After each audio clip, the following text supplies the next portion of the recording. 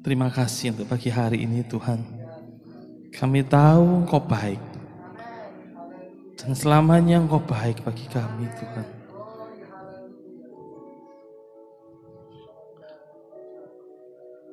Biarlah hati kami semakin hari semakin bersyukur kepadamu untuk segala kebaikan-Mu.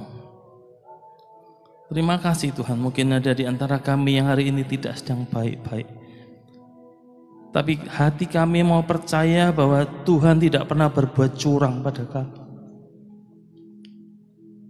Tuhan selalu baik bagi kami. Terima kasih Tuhan. Kami akan mendengar firman-Mu, mendengarkan arahan firman-Mu, supaya hidup kami sungguh semakin terarah, semakin seperti Kristus. Dan nama Tuhan dipermuliakan dalam kehidupan kami. Terima kasih Tuhan, rapi umat-Mu, rapi hamba-Mu yang menyampaikan, biar kami sama-sama belajar, untuk kami boleh mengerti, memahami kebenaran firman-Mu, serta melakukannya dalam kehidupan kami. Terpuji nama-Mu kekal selamanya. Dalam nama Yesus. Mari kita yang siap katakan, amin. Silakan duduk. Shalom, selamat pagi. Ya, ketemu lagi. Ya, terima kasih buat gembala yang sudah memberikan kesempatan bagi saya untuk kembali setahun lalu kayaknya ya. Sudah setahun ya, enggak apa-apa. Tiap tahun saya mesti kesini nanti. Jadi pagi hari ini saya akan sharing tentang keluarga ya. Kita semua ini banyak, rasanya semua keluarga ya. Ada yang nggak punya keluarga di sini, yang lahirnya menetas gitu, jadi nggak tahu siapa kan. Kita semua dilahirkan punya mama, punya ibu kandung. Karena di mana-mana kalau ngurus sesuatu mesti ditanya nama ibu kandung. Ya, setidaknya ada 4 status ya di dalam keluarga. Ya, saya ini ya memang usianya sudah tidak muda ya. Saya masih setengah abad lebih sedikit. Tapi karena saya masih punya mama, jadi sampai umur sekian pun saya masih anak, masih anaknya mama saya. Dan karena saya masih punya mama, saya anak, maka firman Tuhan berkata, hormatilah orang tuamu. Masih berlaku nggak buat saya? Masih berlaku. Kecuali kalau sudah nggak punya siapa-siapa ya baru itu sudah gugur. Kayaknya ya apa namanya? Karena siapa lagi yang dihormati, kan orang tua udah nggak ada seandainya. Tetapi karena masih ada, maka saya masih anak. Tetapi saya juga punya anak. Jadi saya jadi orang tua bagi anak saya. Jadi papa. Tapi mungkin ada di antara bapak ibu yang sudah punya cucu, jangan-jangan. Halo? Oh, ada yang sudah punya cucu, makanya mesti hormat sama oma-oma ini. Tapi oma sudah nggak punya mama pasti ya? Masih ada ya? Oh, sudah almarhum. Nah, setidaknya kita punya status itu kan, entah kita anak, tapi juga saya anak merangkap ayah. Karena belum punya cucu, ya saya nggak bisa merangkap jadi opa. Kalau dikasih umur panjang mungkin kayak mama saya, jadi dia nggak jadi anak, tapi dia jadi mama, nenek, gitu kan? Jadi ada 2 status dan beberapa status, dan kita belajar, setiap kita belajar dalam status apapun kita, sebagai anak, sebagai orang tua, apalagi ya kalau zaman sekarang ini jadi orang tua tentu nggak mudah. Kalau saudara lihat berita-berita yang kita ikuti di media massa, di internet, bagaimana jadi orang tua yang mungkin sudah pernah mendengar di beberapa waktu lalu, seorang ayah dibunuh anaknya, ayah kandung loh. Ada seorang ibu yang dibunuh anaknya. Itu kadang-kadang menyedihkan kan. Lah bagaimana? Itu kan sudah melanggar. Hormati pasti terlanggar. Bagaimana dengan, tapi bagaimana gini ya, kita nggak bisa menyalahkan satu pihak, katakanlah si anak salah atau pembunuhnya salah. Karena seringkali ada pertengkaran, ada konflik itu kan bukan hanya satu pihak. Ya, tolong dipahami, setiap ada konflik bukan cuma satu pihak, minimal ada dua.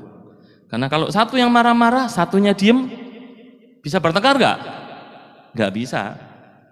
Ya, akhirnya lama-lama yang ribut juga diem. Tapi ya kita ini manusia ya, punya kuping ya. Dan kalau di dalam dimarah-marahi, kemudian mungkin ada kata-kata yang kasar terucap, dan itu menancap dalam hati sanubari anak itu. Mungkin ada dendam-dendam. Jadi memang semakin di akhir zaman, bagaimana perintah ayah, ibu, anak, keluarga ini sangat kuat itu diperlukan. Karena yang diserang oleh iblis sekarang ini adalah keluarga. Kalau saudara nanti lihat di kitab Maleaki, supaya hati bapa kembali kepada anak ya, supaya hati anak kembali kepada bapa. Bukan urusan bapak laki-laki ya, tapi kepada mamahnya juga. Dan Alkitab pun mengajar banyak hal tentang keluarga-keluarga yang bisa dikatakan ya ada kacau kan. Kalau saudara lihat misalnya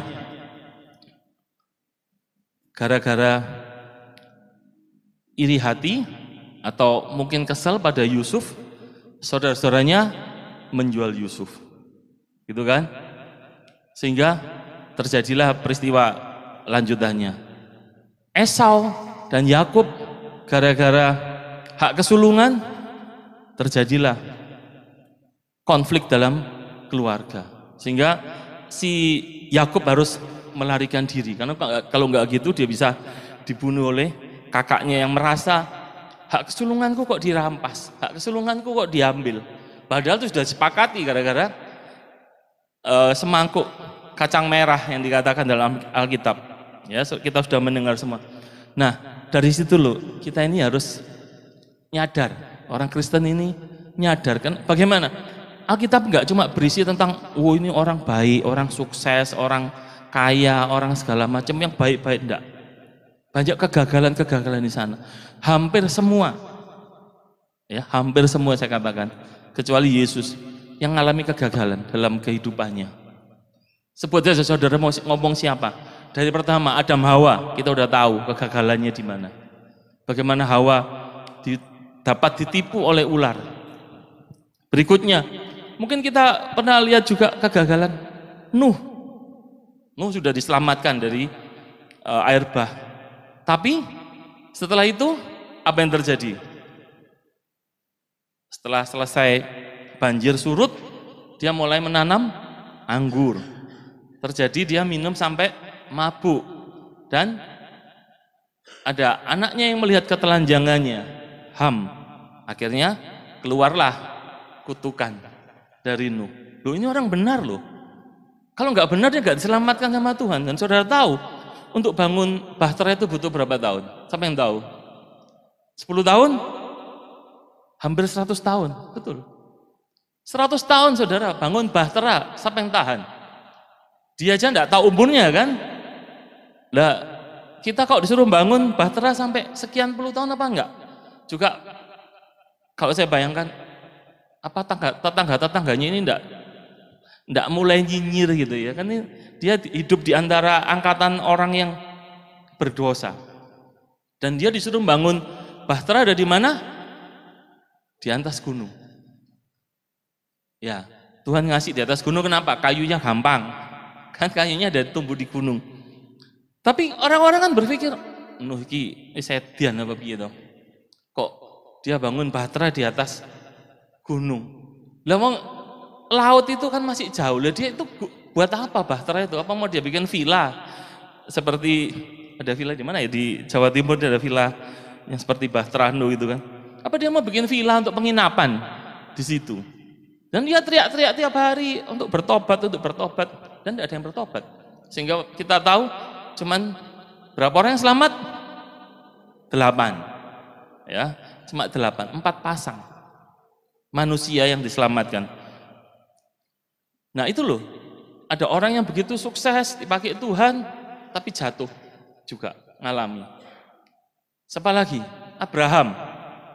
Sudah bagus, ada Hagar di sana, ada Ismail, sehingga sampai sekarang kita lihat keributan-keributan yang nggak perlu. Ya kita nggak memihak siapapun ya, tapi kita memihak perdamaian, jangan memihak perang. Karena ini bukan perang agama, tapi sungguh-sungguh perang ya antara bangsa. Dan kalau bangsa terus siapa yang benar siapa yang salah, susah juga. Karena kalau melihat sejarah-sejarah dari sekian ribu tahun yang lalu itu memang milik Israel. Tapi kalau ditarik cuma sekian ratus tahun yang lalu, itu miliknya Palestina tempat itu. Ya kan susah. Terus siapa yang berhak gitu kan? Ya tapi biarlah diselesaikan oleh mereka. Dan tadi saya bilang kalau firman Tuhan itu mengajarkan hal yang jujur, ada yang baik, ada yang buruk, ada yang sukses, ada yang gagal. Maka kita ini ya, yang baca Alkitab ini sudah dikasih tahu kan, mana yang baik, mana yang buruk, dan pilihan kita apa? Ambil yang baik. Dan firman Tuhan berkata, jadi kita nyanyikan, firman-Mu seperti pelita. Ya, kita mungkin zaman sekarang kita bingung pelita itu apa gitu ya. Pelita bagi kakiku. Loh lah kok kaki dikasih pelita gitu kan? Loh sekarang kalau kita gelap kan apa yang kita cari? Senter. Ya setidaknya senter, dan senter sekarang itu terangnya bisa sampai mungkin ada yang bisa menerangi ruangan ini ketika ke atas gitu. Tapi di masa lalu ketika masih belum ada listrik kan, baru ada pelita, maka di ujung sepatu itu atau sandal terompah orang zaman dulu itu ada semacam pelita kecil yang kalau mungkin bisa nyala, atau dia membawa pelita. Kalau dalam bahasa sekarang anak muda yang di bawah 30 tahun susah kali ya, pelita dia seperti apa? Oblik. You know oblik? Ya, yang ketawa ngerti berarti.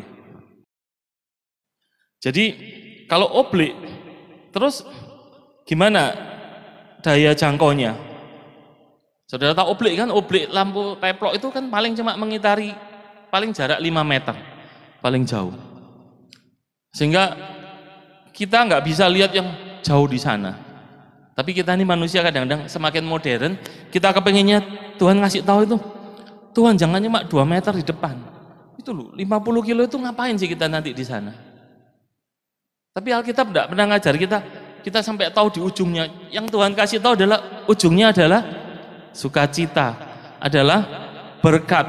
Tapi yang kita hadapi seperti yang dihadapi ibu pemimpin pujian, mungkin mengalami hal-hal yang nggak enak dalam masa-masa hidup kita. Dan itu membuat kita kadang-kadang, loh gimana sih aku mesti mengucap syukur? Yang tak hadapi ini loh, cuma jarak 5 meter ini jalannya gelodakan, gronjalan batu tok. Lah gimana aku harus mengucap syukur jalan dengan lancar? Tapi percayalah, inilah kebenaran firman. Dan ketika kita taat, kita melakukan, maka kita akan menikmati kehidupan. Selalu yang firman katakan itu.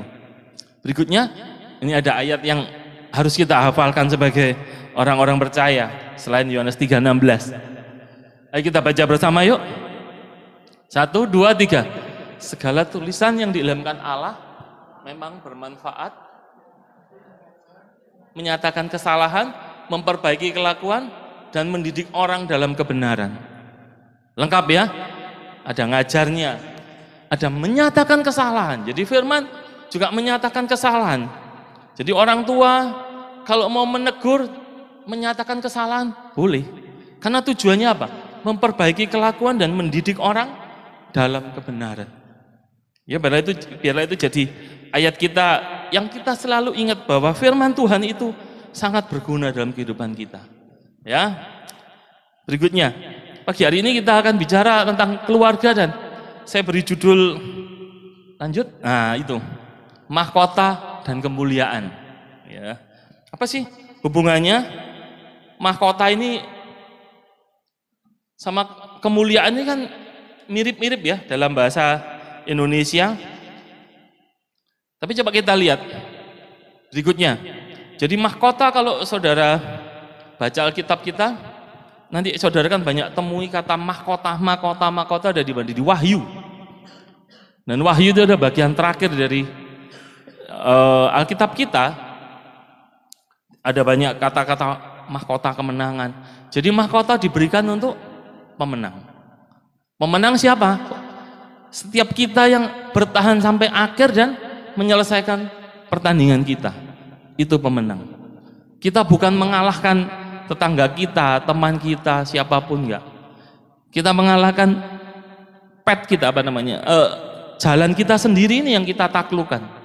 Kalau saudara lihat lintasan lari, memang mereka berlomba kalau dalam kasus lari ya, tapi mereka punya jalur sendiri yang harus dilalui. Dia nggak boleh pakai jalurnya orang lain.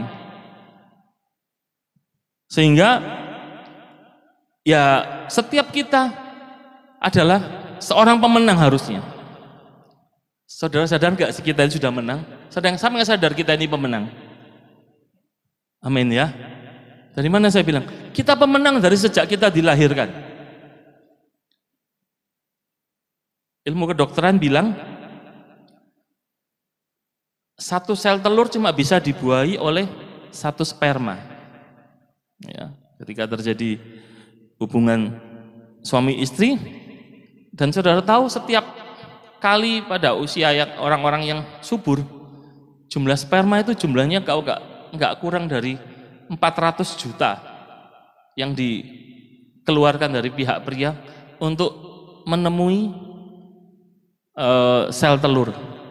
Itu pun nggak selalu ketemu, ya kan? Kalau saudara lihat ada orang yang menikah sekian tahun nggak punya anak, apa mereka nggak pernah hubungan suami istri? Nggak mungkin kan?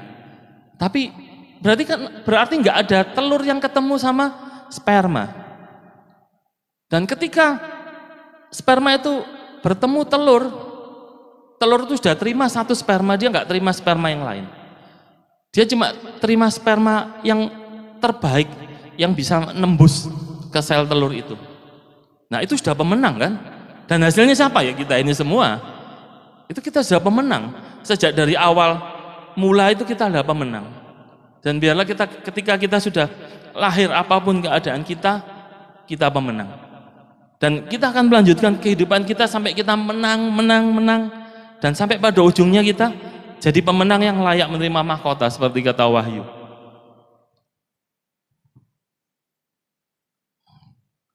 Kitab Amsal mengatakan demikian. Nah, ini kita akan masuk ke dalam materi khotbah sharing saya pagi hari ini. Amsal 17 ayat ke-6. Ada yang sudah sering baca ayat ini? Oh, belum pernah nemu? Ya, Amsal 17 ayat 6 berkata begini. Mahkota orang tua adalah anak cucu, dan kehormatan anak-anak ialah nenek moyang mereka. Kenapa sih saya milih ayat ini? Jadi kalau dalam kitab Amsal, kalau saudara baca Amsal itu jumlahnya ada 31 pasal. Dia banyak berisi nasihat-nasihat tentang kehidupan, tentang hal-hal yang praktis yang kita bisa lakukan sebagai manusia. Sekalipun ini ditulis jauh, sekitar 3000 tahun dari sekarang, tapi nasihat-nasihat firman Tuhan dalam Amsal itu sangat relevan sampai hari ini. Sebagian besar Amsal itu ditulis oleh Raja Salomo, mungkin saudara tahu, orang yang terkenal paling berhikmat, dan sebelum dan sesudahnya tidak ada orang seperti dia. Oh, bayangkan orang yang demikian berhikmat. Nah saudara, kita sekarang aja kok kita dengar katakanlah pemberi motivator yang hebat-hebat, kita sudah terperangah. Tapi ketika kalau kita baca Amsal, kita akan lebih terperangah lagi, karena Amsal sudah menuliskannya dari sejak sekian ribu tahun yang lalu. Dan banyak motivator yang juga mengangkat tentang ayat-ayat di dalam Amsal, tapi dia nggak menyebutkan aja ayatnya kan, nggak mungkin menyebutkan Amsal 5 ayat 3 gitu, nggak mungkin, karena dia kan seorang motivator yang umum, ya. Apa coba kita lihat dalam bahasa Ibraninya lagi. Nah, apa bedanya mahkota sama kehormatan? Mahkota itu dalam bahasa Ibraninya ditulis sebagai atarah, artinya memang mahkota. Tetapi kehormatan itu disebut tifarah, dan artinya cuma ornamen. Jadi kita kelihatannya sama ya, mahkota kehormatan itu kan sama Pak, itu mahkota dan kehormatan. Tapi di bahasa aslinya ternyata berbeda. Mahkota sama ornamen. Saudara tahu ornamen ya? Ornamen itu cuman hiasannya itu loh, ornamennya itu. Tapi mahkota ya mahkota. Dan itu loh yang membuat ayat ini menarik bagi saya untuk pagi hari ini kita akan bicarakan bersama. Ya, saya datang memang sejak hari Jumat kemarin sih. Ya bukan khusus untuk menyampaikan di tempat ini, tapi ada acara lain juga sejak Jumat.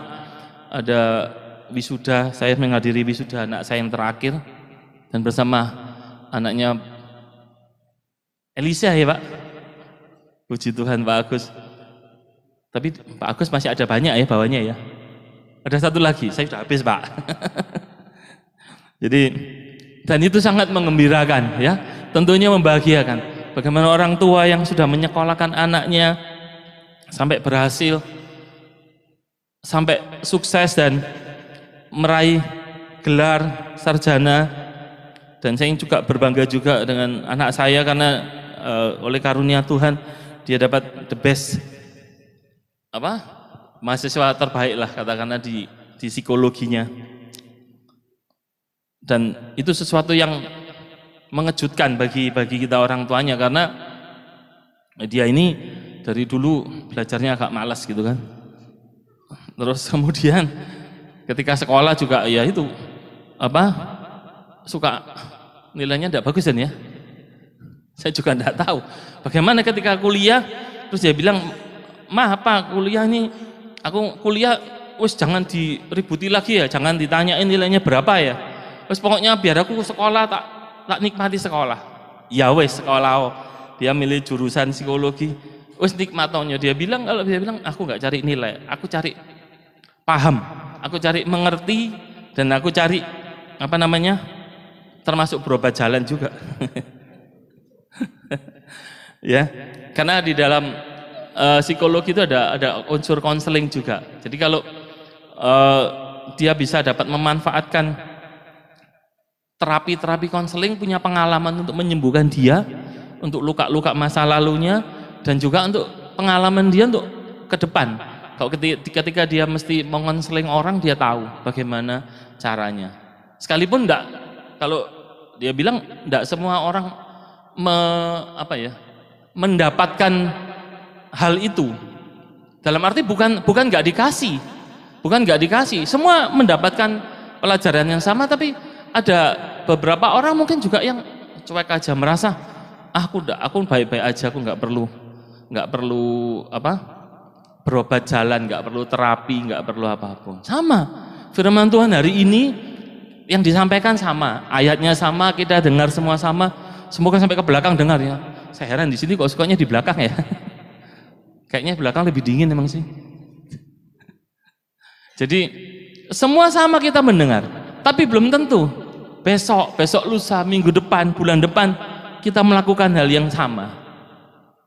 Firman-Nya sama. Ketika menghadapi masalah yang sama, belum tentu respon kita sama. Apa masalahnya berarti? Berarti kan enggak semua orang bisa menarik manfaat. Ya, tapi saya pikir setiap kita jangan mau rugi. Kita perhatikan kebenaran firman supaya kita sungguh bisa menarik manfaatnya. Dan parenting ini ya, istilah ilmu pengasuhan orang tua kepada anaknya ini istilahnya parenting. Memang sudah berubah saudara. Kalau zaman kita ini dulu, bagi yang umurnya sudah 50 tahun ke atas ini kan dulu banyaknya mitos-mitos ya. Mesti misalnya yang perempuan kalau nyapu harus bersih. Nggak boleh nyapu malam-malam nggak salah ya. Atau kalau nyapu harus bersih, nanti suaminya berewokan. Nah, kan masih diingat loh. Semoga ibu nggak menyampaikan pada anaknya demikian ya. Nanti anaknya nggak percaya, nggak apa-apa bu berewokan. Repot kan? Ya, zaman dulu memang banyak. Karena anaknya dilarang keluar malam-malam. Jangan keluar, di situ ada apa? Ada setan, ada gendruwo, ada apa. Lah kok zaman anak sekarang? Dia, aku pengen tahu mah gendruwo itu seperti apa. Repot kan? Ya kan? Jadi beda. Jadi kita menerapkan cara-cara yang menakut-nakuti bagi anak sekarang nggak bisa. Jadi parenting ya sebagian ya harus membiarkan mereka bertumbuh sambil kita memberikan arahan. Kalau banyak melarang seperti masalah jangan ini, jangan itu, jangan ini, jangan itu, malah dilanggar. Itulah manusia ya. Dan kan kadang-kadang kita gini, kalau kita merasa dulu dapat pengalaman parenting atau pengasuhan yang buruk, kita cenderung melakukan ulang. Contohnya, ya saya juga pernah punya salah sama anak saya, karena dulu saya sudah tahu ketika menikah punya anak. Dulu mama kalau mukul saya kan, pakai alat yang sak ketoke gitu ya. Sudah tahu sak ketoke ya? Ada sandal jepit. Ya sandal jepit ya. Terus sampai ada gambarnya lingkaran gitu kan. Atau pakai sapu lidi. Nah, suatu saat saya pernah sama yang besar itu menghajar, tapi kebablasan. Memang nggak mukul yang lain, yang saya pukuli cuman pantat dan betis. Karena kalau saya pelajari pantat itu adalah bagian yang paling unik. Kalau sudah dipukul memang bisa merah, bisa sampai pokoknya gak jelek, tapi dia lebih cepat sembuh dibandingkan yang lain. Punggung misalnya atau apalagi kepala ya, itu nggak boleh, benar-benar nggak boleh. Tapi itu tetap salah saudara, karena kalau kebiasaannya kok mukul, ngapain gitu mukul. Tapi kan orang bilang, loh Pak, Alkitab kan bilang hajar pakai rotan anakmu. Loh ya kan bukan begitu, bukan selalu pakai rotan. Lah sekarang kalau pakai rotan kok pakainya sandal, pakainya sabuk. Ya, dari zaman kecil saya juga banyak menyaksikan orang-orang yang menghajar anaknya itu enggak kira-kira. Ada yang pakai kopel rim. Sudah tahu kopel rim ya? Sabuknya tentara itu loh, yang dari kain memang, tapi kainnya tebel dan pasti sakit itu. Dan uniknya parenting itu begini. Hari ini kalau kita punya anak, katakanlah umur setahun atau balita lah, kita nasihati, kita ajar, itu hasilnya kita enggak tahu segera. Kita nggak bisa hari ini kita nasihati terus nanti kita tahu seminggu depan, oh anaknya jadi baik. Belum tentu. Tapi hasil dari parenting seringkali itu terjadi bisa jauh 20 tahun kemudian, 30 tahun kemudian. Nah, ya untuk itu sehingga parenting itu istilahnya apa ya?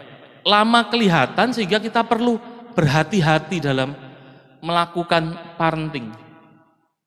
Dan hari ini kita belajar sama-sama bagaimana sih ada aspek-aspek parenting yang perlu kita lakukan dengan baik, dengan benar, supaya kita nggak ngalami hal yang buruk ketika lihat anak kita, loh kok anakku sekian tahun, 10 tahun, 20 tahun lagi kok jadinya begitu. Oh ternyata gara-gara salahku di masa. Tapi kan susah ngoreksinya.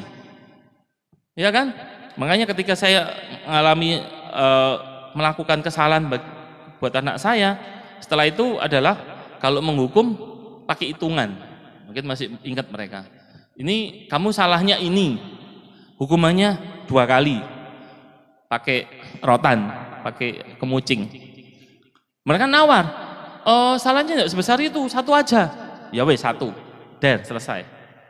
Tapi kalau enggak, wah bisa kayak orang main drum. Itu kan, itu yang seringkali orang tua yang nggak memahami parenting kan melakukan seperti itu. Dia mengajarnya itu sampai istilahnya sampai puas, sampai puasnya dia. Nah, bagi Bapak, Ibu, Saudara atau siapapun yang mungkin saudara mengalami parenting yang buruk, ya, hati-hati, itu akan jadi sesuatu yang terulang dalam kehidupan kita.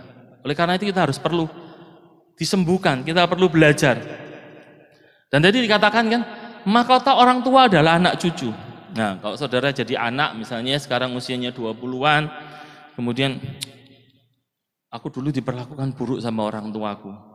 Ya sekarang kalau aku jadi jelek, jadi kayak gini, ya salah orang tuaku, ya biarkan, biar dia tahu rasa. Kalau saudara lihat banyak orang, banyak kasus mungkin saudara pernah dengar ada bunuh diri di tempat umum. Sebetulnya ya, istri saya ini seorang konselor yang mempelajari sedemikian juga. Dia bilang, dan beberapa ahli bilang, itu adalah dia punya punya kecenderungan untuk mempermalukan orang tua sebetulnya.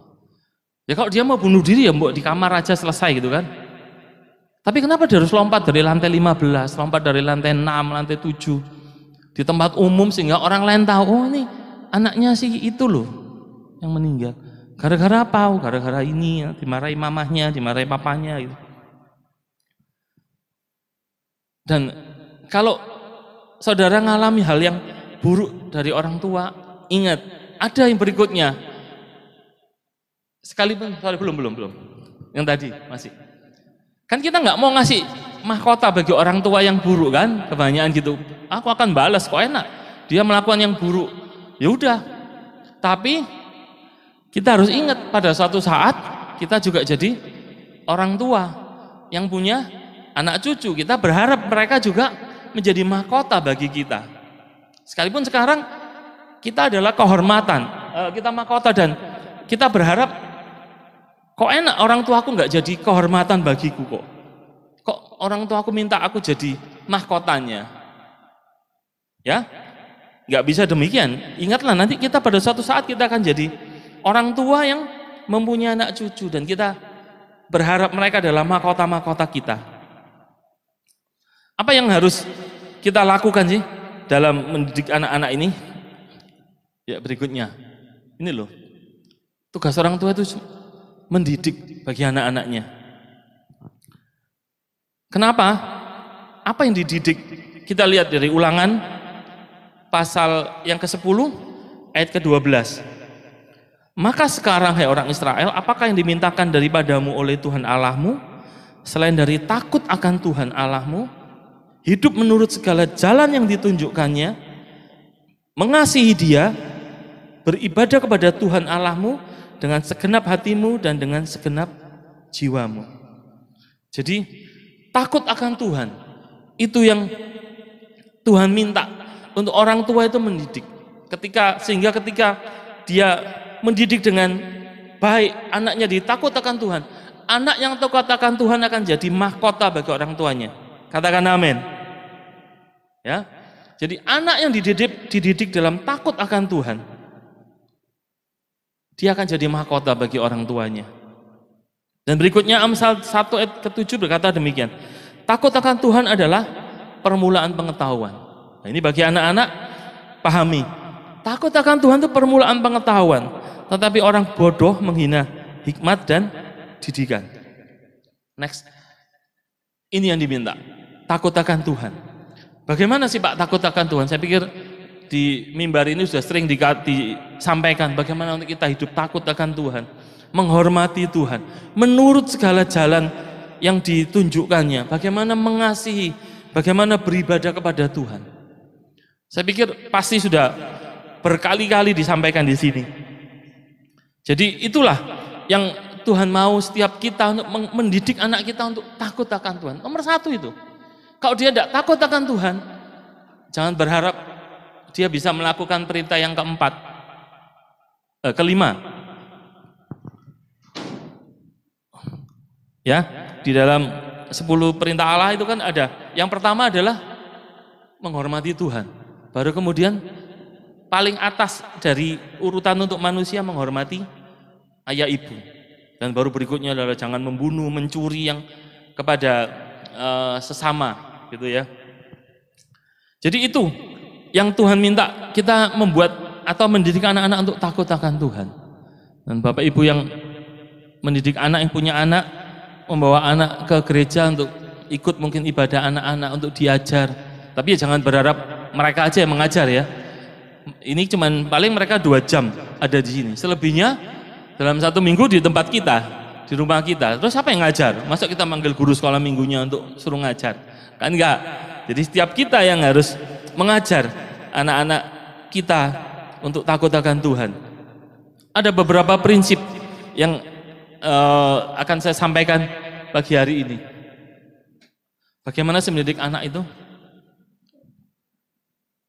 Kalau saudara mungkin ada pernah lihat Ayah Hadir ya, hashtag Ayah Hadir itu kampanyenya Yeri Patina Sarani. Saya pikir setiap kita ini loh hadir. Ayah itu kan tiap hari ada di rumah kalau pulang kerja ya. Tapi ternyata hadir itu bukan sekedar orangnya ada, tapi orangnya harus berinteraksi. Makanya saya sebut istilahnya itu available. Hadir itu hadir dan tersedia bagi anak-anaknya, bagi keluarganya. Mazmur 128 berkata demikian, istrimu akan menjadi seperti pohon anggur yang subur di dalam rumahmu, anak-anakmu seperti tunas pohon zaitun sekeliling mejamu, sekeliling meja kita, anak-anak kita.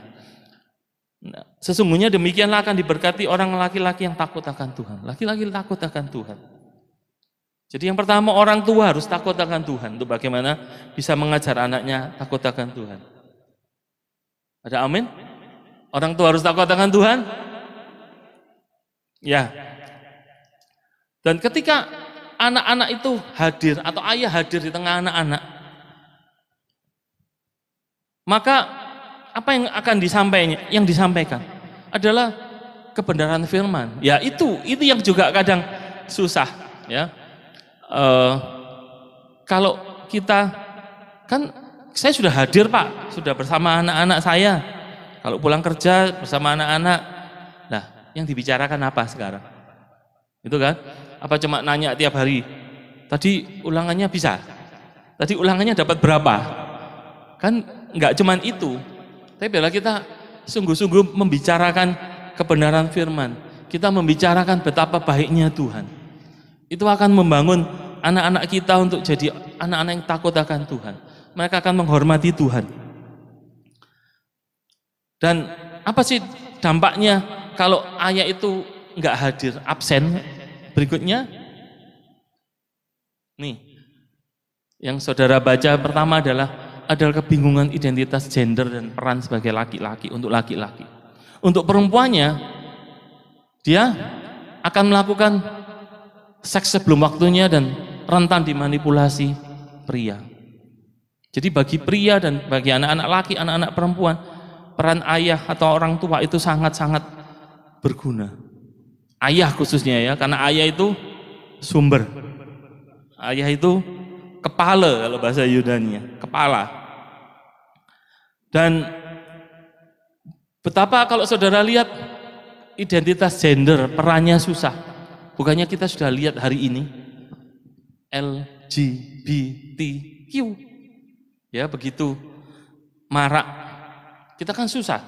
Sementara dari segi ilmu kedokteran dibilang itu bukan penyakit. Karena kalau penyakit harusnya ada penyebabnya, ada kumannya, ada sesuatu yang menyebabkan. Kelainan hormon, kromosom atau yang mana? Kenapa sampai terjadi LGBT? Ya, salah satunya karena ketidakhadiran ayah. Bagaimana kalau sekian tahun yang lalu saya pernah ke Thailand ya. Saya juga nggak tahu bagaimana orang-orang di Thailand tuh kok ya. Mereka orang baik-baik. Orang Thailand cukup sopan, cukup baik kayak orang Indonesia. Dia sangat menghormati kalau ada tamu gitu katakanlah ya. Tapi waktu ke mall, ke toilet, saya ke toilet lagi, terus ada anak kira-kira usianya 18 tahunan lah, anak SMA gitu kira-kira.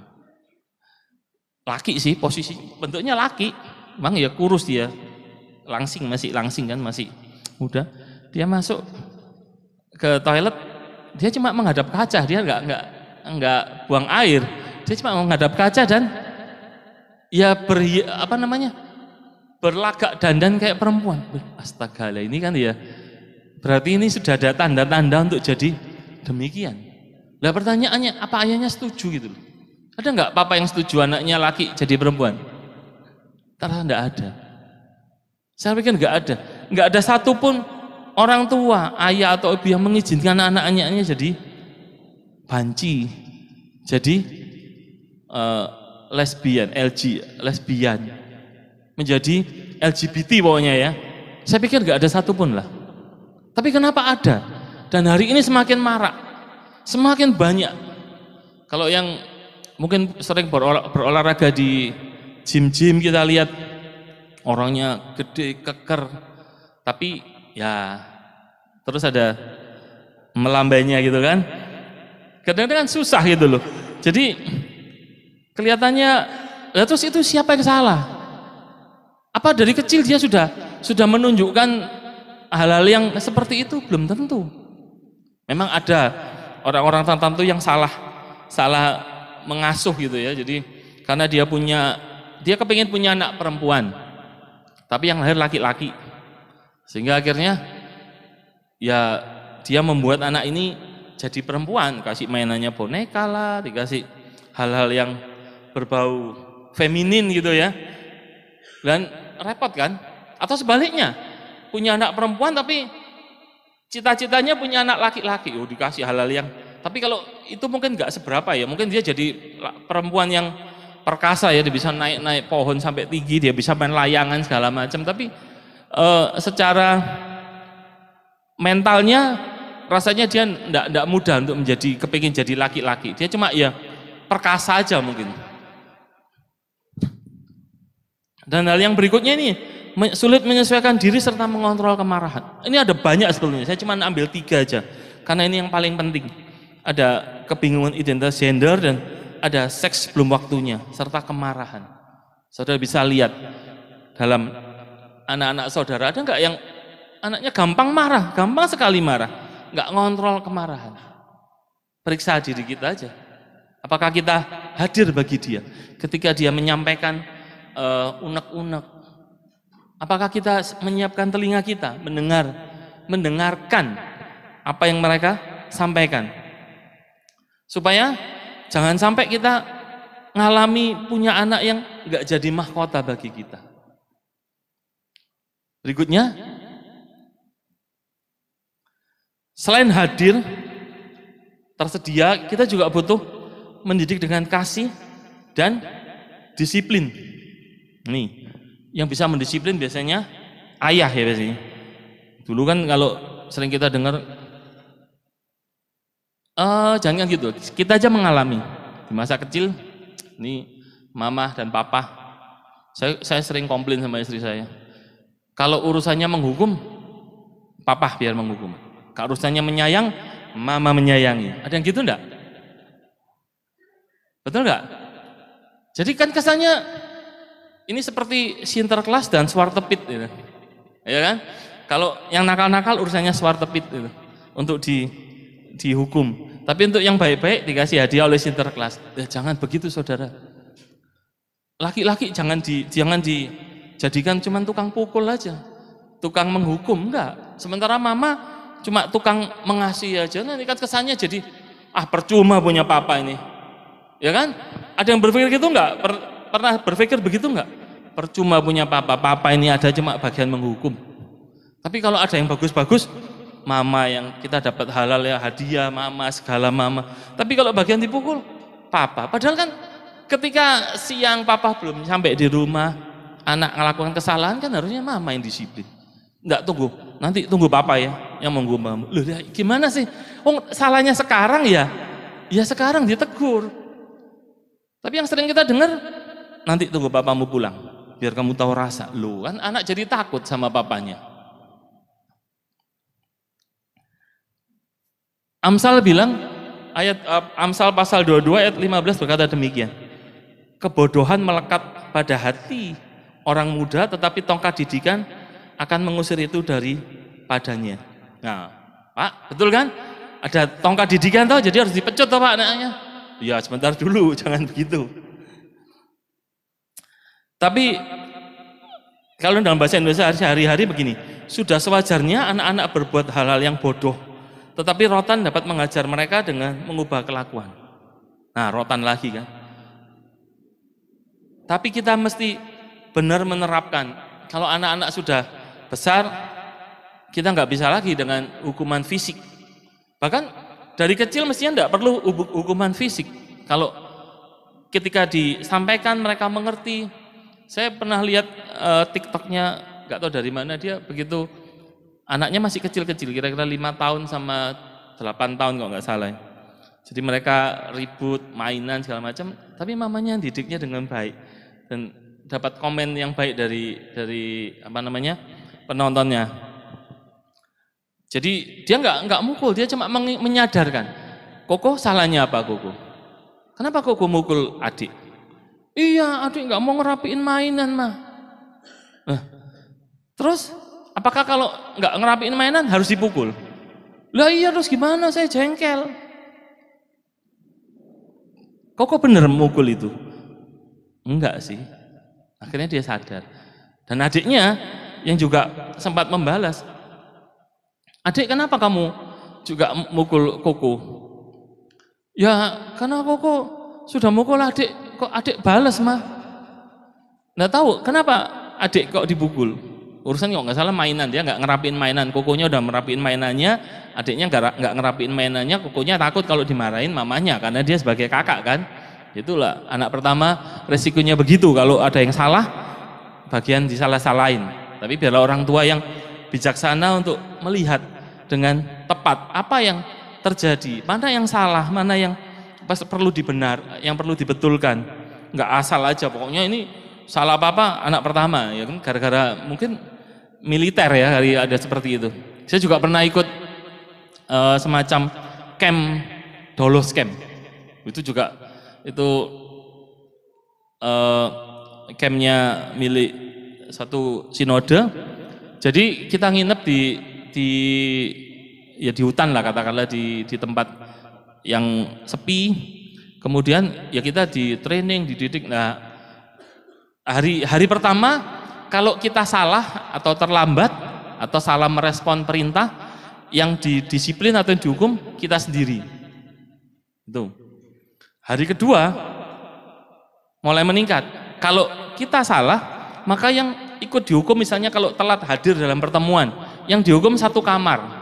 Jadi ada 6 orang satu kamar. Jadi dianggap padahal kita ini nggak saling kenal, itu nggak ada yang saling kenal. Jadi kan sungkan kalau nggugahi misalnya, dia mesti ayo bangun cepet untuk pertemuan. Tapi kalau nggak dibangunin, kita dihukum sekamar ini berenam, sekalipun yang telat satu. Nah, yang susah yang hari ketiga, hari terakhir.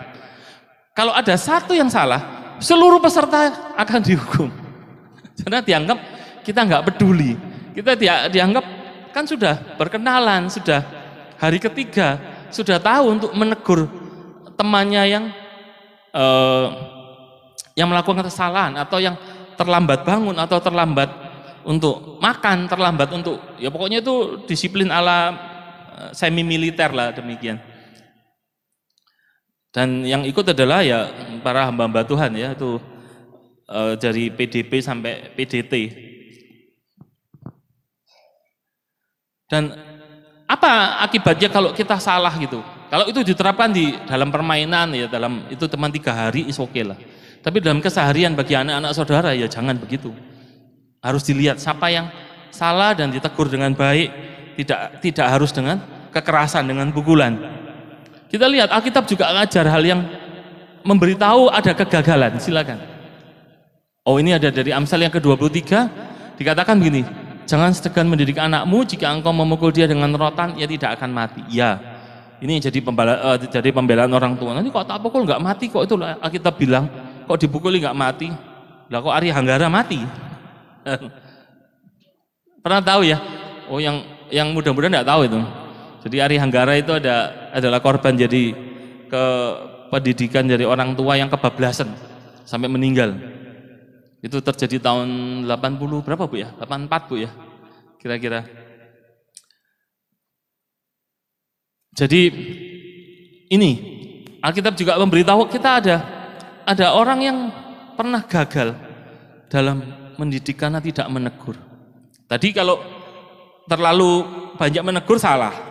Tapi ini yang belum pernah menegur seumur hidupnya. Jadi ini adalah putra Daud selama hidup Adonia, ayahnya belum pernah menegur dia dengan ucapan, "Mengapa engkau berbuat begitu?" Ia pun sangat elok perawaannya dan dia adalah anak pertama sesudah Absalom. Ini adalah putra Daud.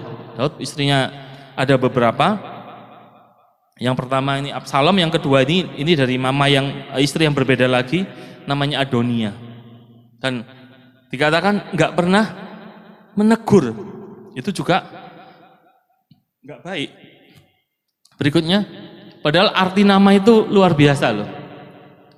Arti namanya adalah My Lord is Yahweh. Tuhanku adalah Yehova, Yahweh.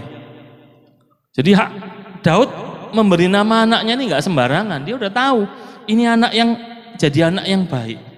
Pasti kan saudara kalau punya anak yang baru melahirkan, kita akan berdoa anak jadi anak yang takut akan Tuhan, anak yang akan menjadi cinta Tuhan dan menjadi saksi terang di mana-mana. Namanya bagus, Adonia. Tapi apa yang terjadi? Daud ternyata salah dan dia tidak menegur. Berikutnya, ini Alkitab juga mengajar bahwa teguran yang nyata, menegur yang jelas itu lebih baik daripada kasih yang tersembunyi. Ini juga kasih tersembunyi ini juga sering kita mungkin nggak mengerti istilahnya, tapi sering kita praktekkan. Loh, kita ini orang tua mengasihi anak, ibu mengasihi anaknya, bapak mengasihi anaknya. Iya, tapi pernah disampaikan? Enggak.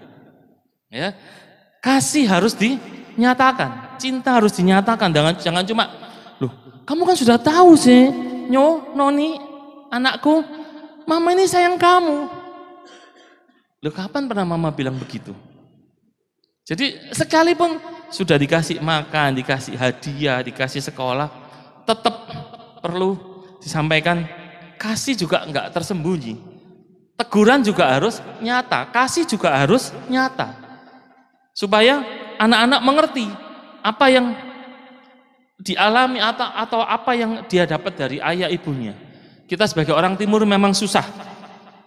Bagaimana mendidik anak-anak atau menyatakan kasih kepada anak-anak ini kadang susah. Karena nggak terbiasa ya. Kita nggak terbiasa kan? Jangan kan begitu, suami istri pun kadang susah. Kapan terakhir bilang I love you? Saya harus katakan, saya jujur, saya sangat jarang mengatakannya. Ada yang rutin mengatakannya? Halo? Oh, nggak ada semua. Wah, temannya banyak berarti. Kita bertobat sama-sama ya. Kita harus mengucapkan cinta kepada anak-anak kita, kepada orang-orang kita cintai. Terus berikutnya kita minta slide. Nah, ini berikutnya. Mendidik itu jangan ada ancaman, jangan mengancam. Dikatakan, dan kamu bapak-bapak janganlah bangkitkan amarah di dalam hati anak-anakmu, tetapi didiklah mereka di dalam ajaran dan nasihat Tuhan. Berikutnya, ini adalah dalam bahasa Yunaninya, bangkitkan amarah. Kita kan kadang susah dalam terjemahan bahasa Indonesia ini, memang kadang-kadang kita susah memahaminya karena ya penerjemahnya bukan orang Kristen. Kita harus tahu, Alkitab kita penerjemahnya bukan orang Kristen ketika zaman Belanda, sehingga banyak istilah-istilah yang kita kadang susah gitu. Makanya kita perlu membaca bahasa terjemahan lain atau dari bahasa aslinya. Dalam bahasa Yunaninya, membangkitkan amarah itu artinya parorgiso, dipakai istilah parorgiso. Jadi to provoke to anger, istilahnya memprovokasi untuk marah. Bagaimana kita bisa memprovokasi anak marah? Membangkitkan kemarahan anak gimana? Ya banyak. Kita mukul, ngawur, pasti marah anaknya, sakit hati. Kemudian kalau sudah diprovokasi anaknya untuk marah, terus nanti jadi marah sungguhan, kita jadi merasa, kok anak-anakku enggak takut, enggak hormat sama aku ya? Kok anakku enggak menghormati orang papahnya mamanya? Loh, yang salah papa mamanya kok. Dia memprovokasi anaknya untuk marah, membangkitkan amarah anak-anaknya. Terus berikutnya adalah dalam ajaran itu adalah paideia. Itu kalau dalam bahasa Indonesia terjemahkan latihan dan pendidikan.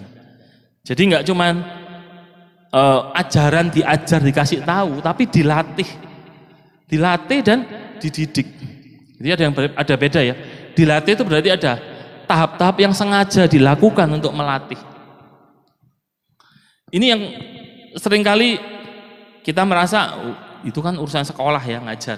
Kita di rumah ya cuma ngomong aja. Kita di rumah cuma nasihat aja, nggak bisa, Bapak Ibu. Ngajar. Anak-anak perempuan mungkin sudah mulai diajar gimana nyuci piring. Ya. Karena karena tidak pernah nyuci piring, ada yang pernah menangis. Saya pernah mendengar itu. Jadi dalam suatu acara kemah, ada yang menangis gara-gara kenapa? Karena dia tidak biasa cuci piring, disuruh nyuci piring dia bingung. Mulai dari mana? Disabun dulu atau dikasih air dulu? Ya kan? Jadi perlu ditraining, dilatih anak-anak kita. Oleh ayahnya mungkin anak laki-laki mulai diajar. Oh ini loh, kalau ganti lampu kayak gini, muternya ke kanan untuk nyereti, kalau ke kiri melepas. Perlu diajar loh. Jangan dikira anak-anak itu bisa tahu, langsung tahu sendiri. Nah ini bagian-bagian kita kadang nggak kita lakukan. Kalau dalam ilmu melatih itu biasanya ada 3 tahap. Pertama, pelatih melakukan. Yang dilatih melihat aja. Oh kayak gitu caranya. Ya contohnya kalau main keyboard ini kan biasanya dilihat dulu. Oh kayak gini. Oh iya. Kemudian berikutnya adalah bersama-sama antara pelatih dan yang dilatih melakukan hal yang sama untuk menyelesaikan pekerjaan yang sama, supaya ketika kalau ada kesalahan dia bisa segera membetulkan dari prosedurnya. Dan tahapan ketiga adalah pelatihnya melihat, yang dilatih melakukan untuk dilihat, menguji, artinya diuji sampai oh ya kamu sudah bisa, berarti itu sudah selesai tahapan untuk pelatihan suatu hal tertentu. Dan ini banyak hal kehidupan, makanya bagaimana soft skill itu dalam kehidupan kita dibutuhkan, karena soft skill yang ngajar adalah rumah, orang tua. Kita harus mengajar, melatih mereka tahap demi tahap, dari kecil sampai nanti besar dia akan jadi orang yang dewasa dalam arti sesungguhnya, bukan cuma umurnya tok banyak, tingginya besar tapi nggak bisa apa-apa. Ya, menyedihkan kan?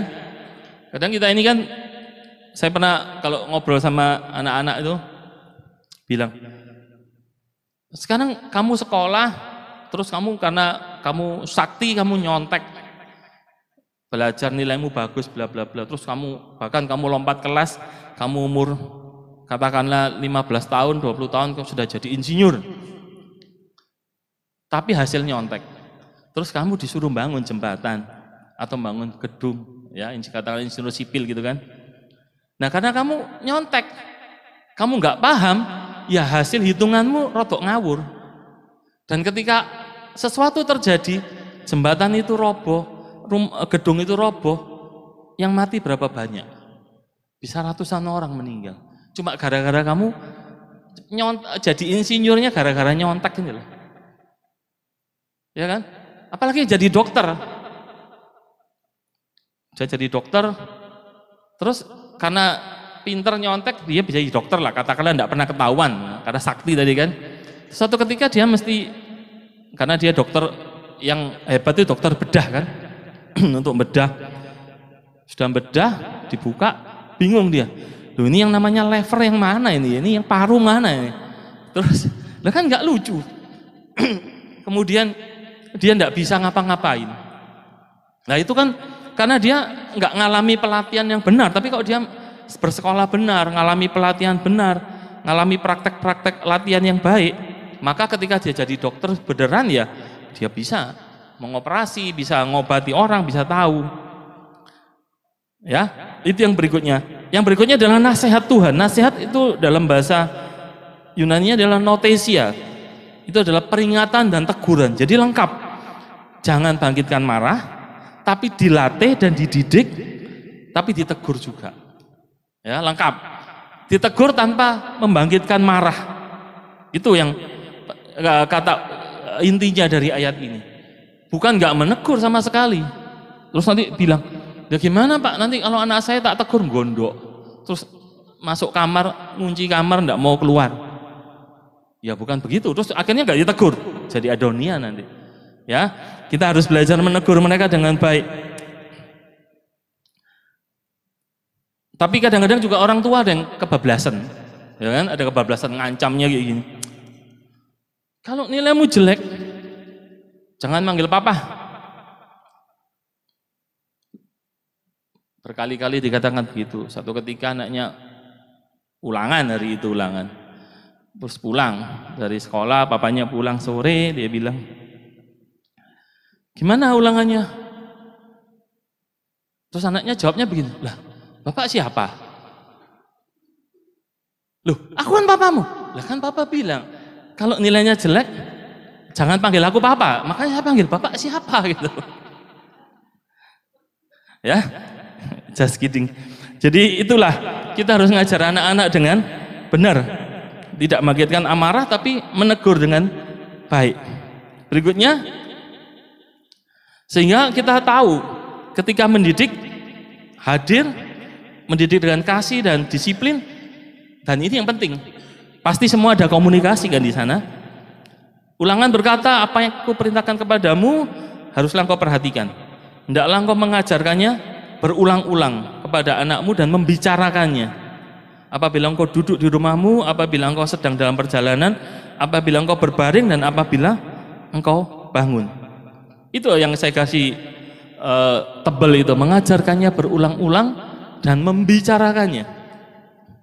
Kita perlu membicarakan dengan anak-anak apa yang kita perlu ajarkan pada mereka. Kalau dalam bahasa Inggrisnya, and thou shall teach them diligently. Jadi dengan rajin, dengan tekun, rajin, diligent itu rajin terus dilakukan terus sampai berkali-kali. Dan talk to them ya sama. Jadi artinya adalah berkata kepada, membicarakannya dengan mereka. Itu yang perlu kita ajarkan. Bagaimana kita ngajar mereka berulang-ulang, dan kita juga perlu mendengar mereka. Karena kalau ngajar nggak selalu kita dapat respon benar kan. Kadang-kadang udah diajarin, nak 1 tambah 1 berapa? 3. Loh salah, 1 tambah 1 2. Oh ya 2. Besok diajar lagi. 1 tambah 1 berapa? 2. Dia jawabnya 3 lagi. Loh kan sudah kemarin mama bilang 3, 2 jawabannya. Gitu kan. Jangan bosan-bosan ngajar. Ada cerita begini. Suatu sekolah, si Badu, dia ditanya sama gurunya, Badu, kalau Bu Guru ngasih kamu 2 mangga, terus saya kasih lagi 2 mangga, kamu punya mangga berapa? Badunya bilang, 5 Bu Guru. Loh, kok 5 sih? Bagaimana 5?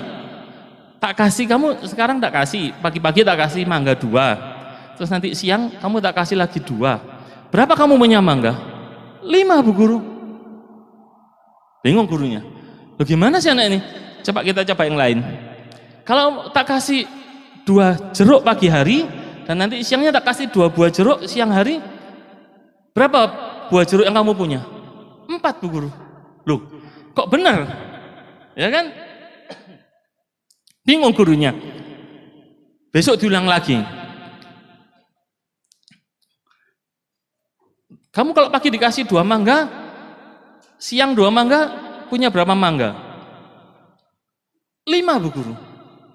Loh, kemarin bilang 4 sudah benar kok jadi 5. Akhirnya gurunya ngomong lah sama si Badung. Badung, kalau jeruk kamu kok benar, tapi kalau mangga kok salah, kenapa? Dia bilang, saya ini anaknya tukang mangga, saya tiap hari dikasih sangu mangga. Jadi di tas saya itu ada 1 mangga, Bu. Kalau ibu kasih 2, dikasih 2 lagi, saya punya 5. Tapi kalau ibu ngasihnya jeruk, pagi dikasih 2, siang dikasih 2, ya saya cuma punya 4. Wong ini mangga, bukan jeruk. Nah, terus siapa yang salah? Nah, gitu kan, bisa terjadi begitu. Makanya ketika kita ngajar, kita harus tahu. Kita cari alasannya, kenapa sih dia melakukan itu. Nah, ternyata tadi dia sudah bawa mangga, makanya jadi 5 mangganya. Jadi jangan sampai kita marah-marah, lu gimana nih kamu nih? Sudah diajari benar kok keliru terus gitu. Ya karena ada yang berbeda dalam hal itu. Kemudian berikutnya, mendidik itu juga memberi teladan. Ini yang perlu kita lakukan. 1 Korintus 4 ayat 15-16 berkata begini. Sebab sekalipun kamu mempunyai beribu-ribu pendidik dalam Kristus, kamu tidak mempunyai banyak bapa.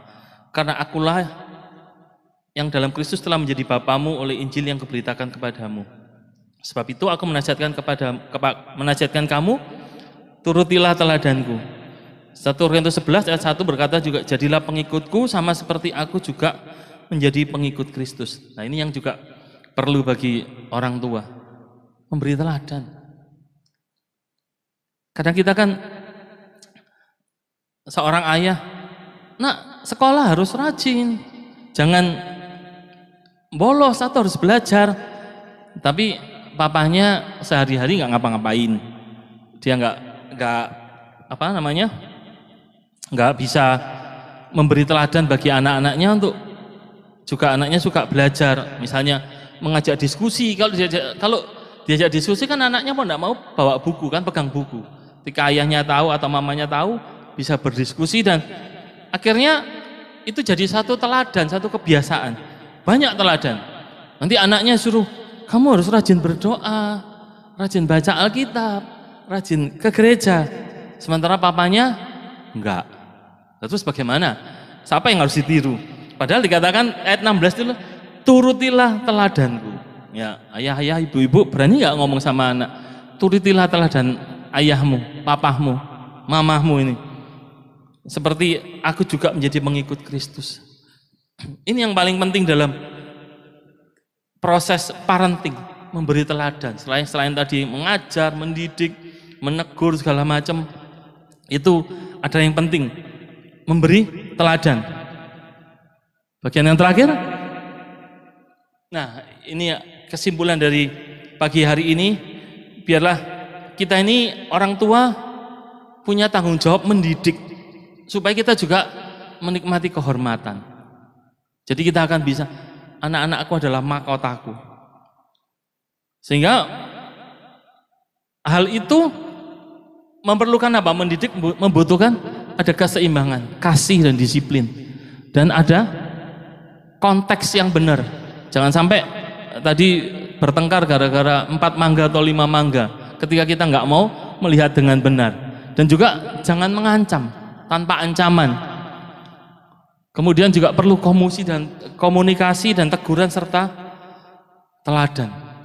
Itu apa yang ringkasan yang saya sampaikan hari ini. Sebagai ayat terakhir, kita akan buka di Maleakhi 4 ayat 5-6. Tadi yang saya ucapkan di awal tadi. Karena sesungguhnya aku akan mengutus Nabi Elia kepadamu menjelang datangnya hari Tuhan yang besar dan dahsyat itu.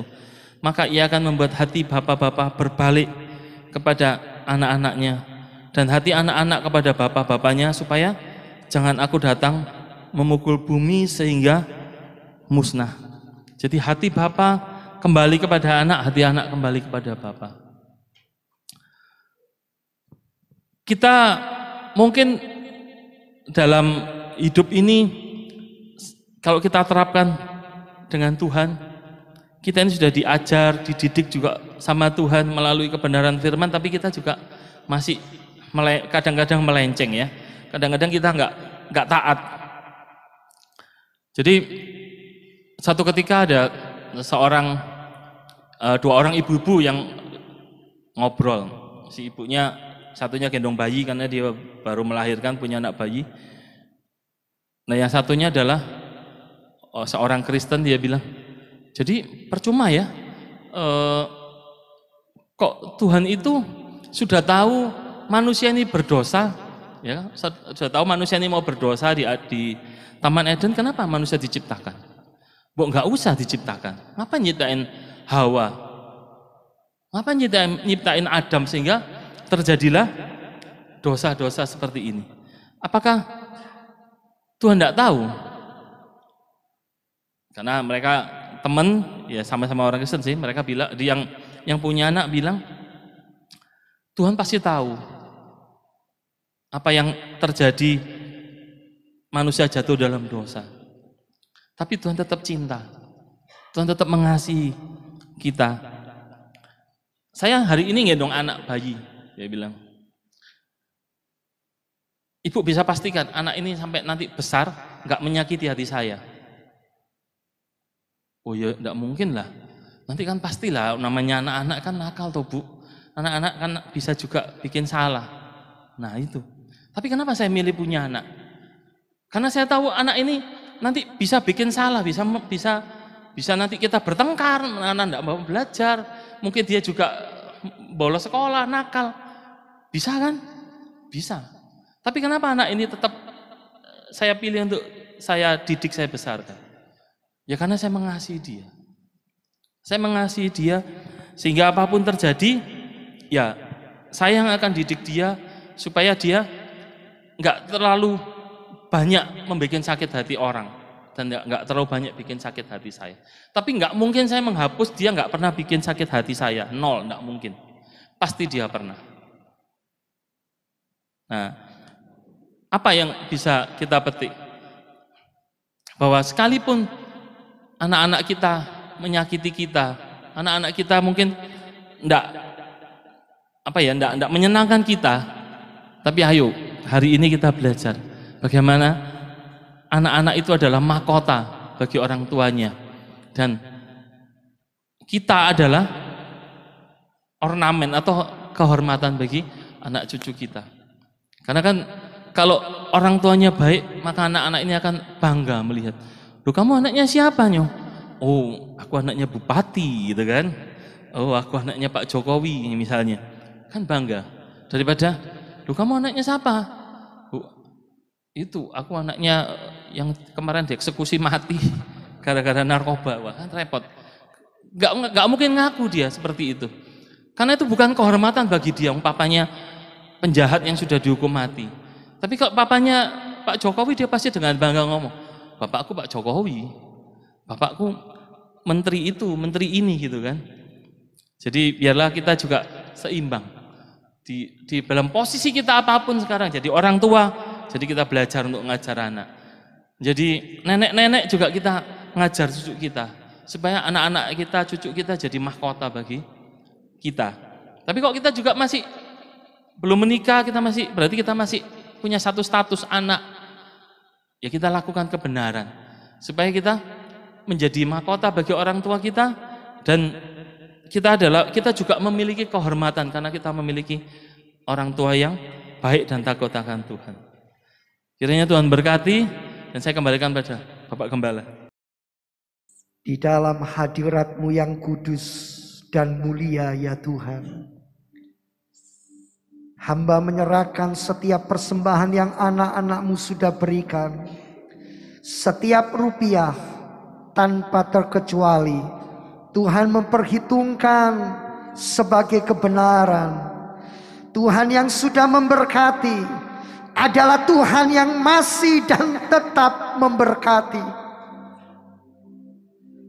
Di tengah-tengah ketidakpastian yang terjadi di atas muka bumi ini, kami mendapat penyertaan, pemeliharaan dan perlindungan-Mu yang sempurna. Oh Tuhan Yesus yang ajaib, kami mencintai Engkau. Tuntunlah kami dan bawalah jemaat ini hidup takut akan Engkau. Setiap hari yang kami lalui bersama dengan Tuhan. Kami bersyukur, baik pekerjaan, rumah tangga, kerinduan, pergumulan, pengharapan kami, Tuhan sudah membukakan jalan, menyatakan yang terbaik bagi kami semua. Bersama dalam doa ini, kami menyerahkan pemilu tahun depan. Bangsa dan negara kami adalah bangsa yang diberkati oleh Tuhan. Indonesia milik Tuhan.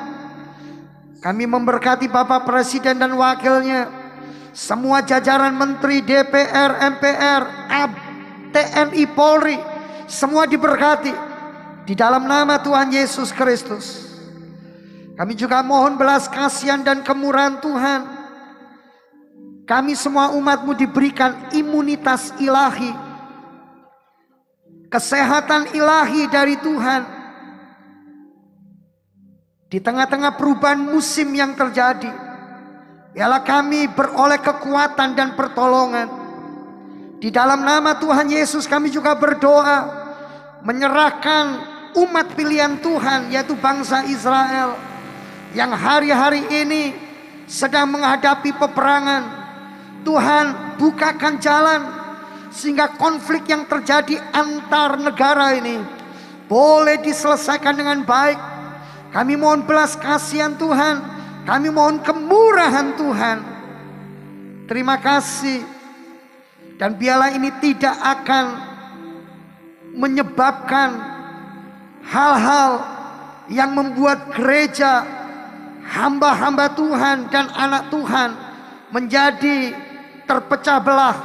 Tetapi di dalam satu kesatuan dan hormat kepada Tuhan, kami terus mendoakan bangsa pilihan Tuhan supaya ada jalan keluar yang terbaik dan pertolongan dari Tuhan. Bapa, kami juga mendoakan saudara-saudara kami yang tidak bisa hadir, dimanapun mereka berada. Tuhan menolong dan memberkati, Tuhan memimpin dan membukakan jalan. Kami juga berdoa menyerahkan putra dari Ibu Yeni yang sesudah operasi menunggu waktu pemulihan. Kami percaya proses pemulihan yang terjadi di dalam berkat dan pertolongan Tuhan, sehingga putra dari Bu Yeni boleh kembali beraktivitas melayani Tuhan dan menjadi anak Tuhan yang lebih daripada hari-hari yang lalu, baik dalam kesetiaan, dalam kedewasaan, dalam hikmat dan takutnya akan Tuhan. Terima kasih untuk semua penata layanan, WL, para singers, pemusik, hamba-Mu yang menyampaikan firman, yang memimpin jalannya ibadah, juga yang melayani di dalam membagikan kantong persembahan sebagai kolektan. Kami percaya kami semua tanpa terkecuali, tim multimedia, bagian sound system yang terlibat di dalam keamanan, kebersihan, dan semua bidang dan bagian, kami mendoakan dan menyerahkan kepada Tuhan. Kami percaya bahwa Tuhan adalah Allah yang mengasihi kami, yang kemurahan dan anugerahnya tidak pernah meninggalkan kami. Sidang jemaat yang dikasihi Tuhan, angkatlah kedua belah tanganmu. Terimalah sekarang berkat dan anugerah Tuhan. Berkat Allah Bapa, cinta kasih kemurahan Tuhan Yesus Kristus, Sang Putra, dalam persekutuan Allah Roh Kudus akan menyertai dan memimpin hidupmu. Jadilah engkau berkat dimanapun kau berada. Pulanglah, terimalah berkatnya dalam nama Tuhan Yesus Kristus. Puji Tuhan. Amin.